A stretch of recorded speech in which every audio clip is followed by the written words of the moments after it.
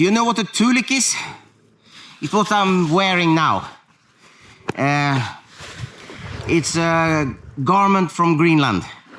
The Inuits, they make them of sealskin, but modern ones, we make them, of course, of other materials.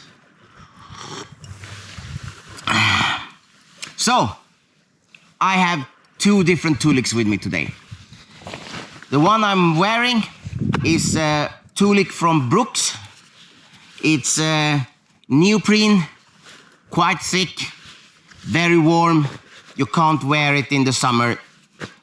Even in Sweden, normally you can't wear it in the summer. It's just too warm. The other one, it's a reed tuiliq. It's thinner. This is the one without any insulation. There is one with some kind of insulation. I've never seen them.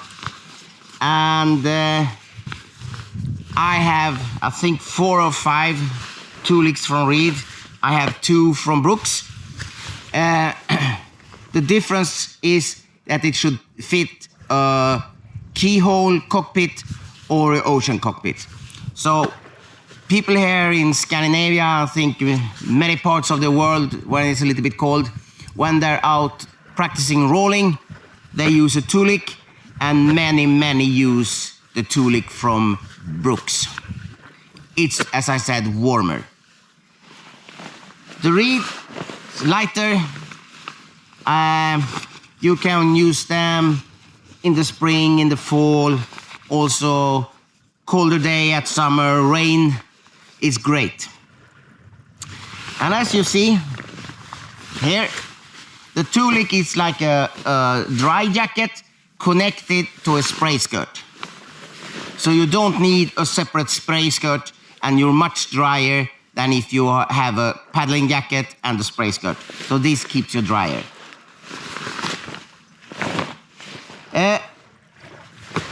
I've had my 2 Brooks tuiliqs now, one for 1.5 years and the other one for half a year.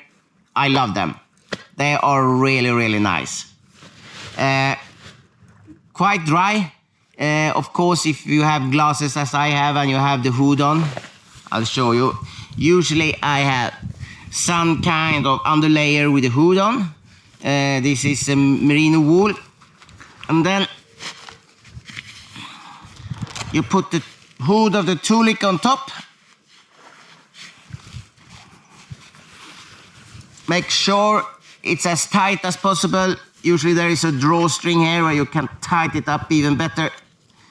And with glasses on, you will have some water leakage coming in here. Without the glasses, you will still have a little bit of water coming in. Not much. I got the beard, so there will come some small water inside. But still, I go rolling 15, 20, 30, 40 rolls. I will have a little bit of water here on my underlayer, but otherwise I'm usually dry. The wrists with the Velcro stays very nice and dry.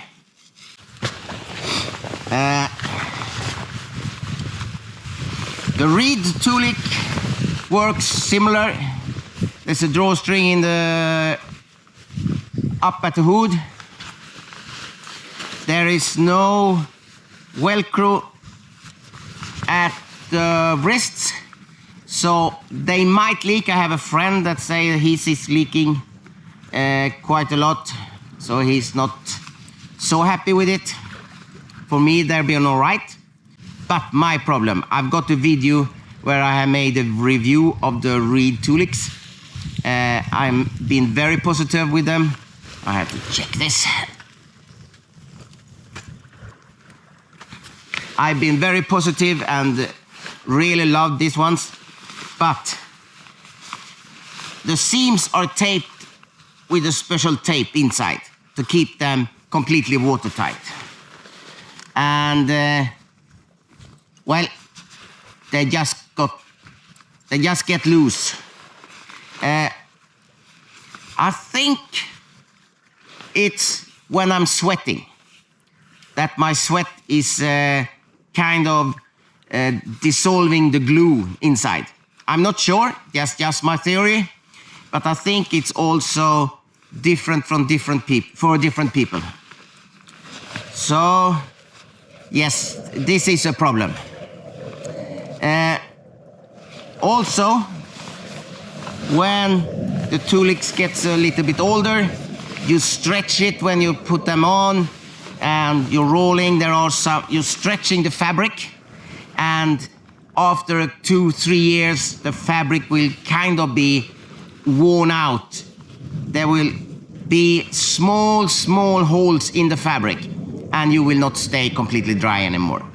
You can still use them if you have something under that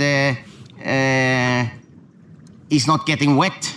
It's possible to use them still the same way you use a paddling jacket. But, well,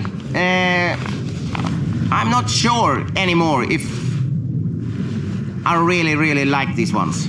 Their lifespan is just too short. I think 2 years, 2.5 years, that's what I can have them, and after that, no. I bought some kind of tape I have at home, and I will try to reseal the seams with this kind of tape. So we will see if that's gonna work. Yeah, it's they're a little bit too expensive just to wear for 2 seasons. So, but I'm paddling a lot. I'm paddling a lot in the winter. I'm using these a Tuiliq 80, 90, 100 days a year. So of course I wear them a lot, and yeah, that could be one reason, I guess. But I still think the Brooks Tuiliq is a little bit better, even if it's warmer, and they are also more expensive. I think close to double the price. Yes.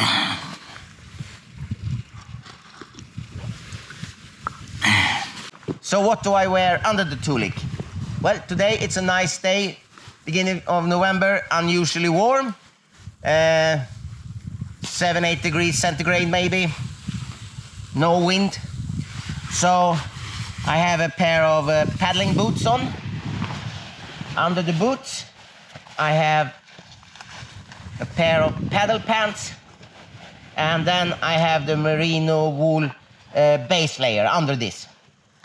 A colder day or a very windy day, there is a bigger risk of falling over, tipping over. I wear very high pants from Reeds, I love them. Or I have, in really bad weather, if I'm out surfing, I have a dry suit under. A thin dry suit from Ursut in Finland. MPS it's called. It's very thin. You have to protect it a little bit because it's not as strong as a normal dry suit. But still, under the Tuiliq, it's perfect. But you will get warm. It has to be a lot of wind or rather cold. We're talking about freezing temperatures. But this is perfect. I love this. If you're gonna use the Tuiliq without the dry suit, or if it's a cold time of the year, you need to be able to roll. If you don't know how to roll, I advise you to have a dry suit under if it's cold outside. If it's in the water, when you're doing a self-rescue or a body rescue, you can have a thin wetsuit under, some neoprene layer, and kind of paddle pants, or I quite often use neoprene shorts even in early spring, late autumn, until it's just too cold. That works well.